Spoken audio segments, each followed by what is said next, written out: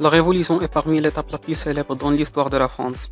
À ce temps, Louis XVI restaura les États généraux, mais le État composé par les représentants du peuple n'acceptait plus ses anciens ordres privilégiés. Se retirant des États généraux, le peuple français exigeait une nouvelle constitution avec des réformes plus radicales que celles du roi. 14 juillet 1799 sonne leur fin. Le gouverneur de Paris est tué, le peuple prend la Bastille, le roi et sa famille sont arrêtés, c'est la Révolution française.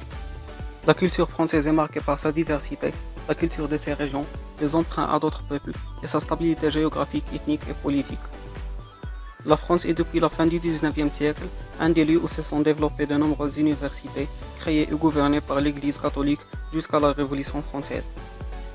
Parmi ces universités, on peut citer HEC Paris, Institut d'études politiques, Université Panthéon-Sorbonne, Université Jean Moulin.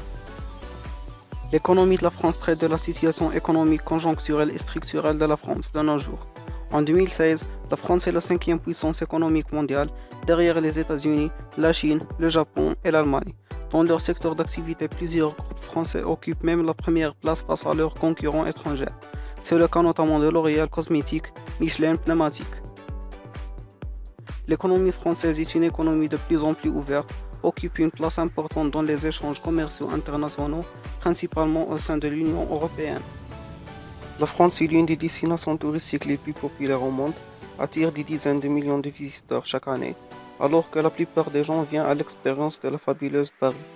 Il y a beaucoup d'autres villes dans le pays qui offrent également un délice à ceux qui visitent. Parmi les places à visiter, Monaco, la Tour Eiffel, le Moulin Rouge, le musée du Louvre et Disneyland. Les Français célèbrent les fêtes chrétiennes traditionnelles de Noël. Ils marquent le 1er mai, également connu sous le nom du fête du travail. La journée de la victoire en Europe le 8 mai commémore la fin des hostilités en Europe pendant la Seconde Guerre mondiale. La fête nationale est célébrée le 14 juillet.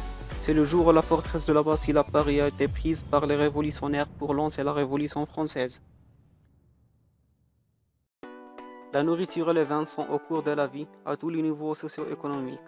Et beaucoup de socialisation se fait autour de l'an dîner, alors que les styles de cuisine ont changé pour mettre l'accent sur les plats les plus légers.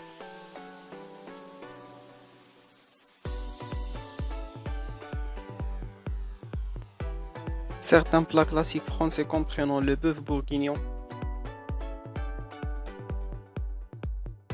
coq au vin,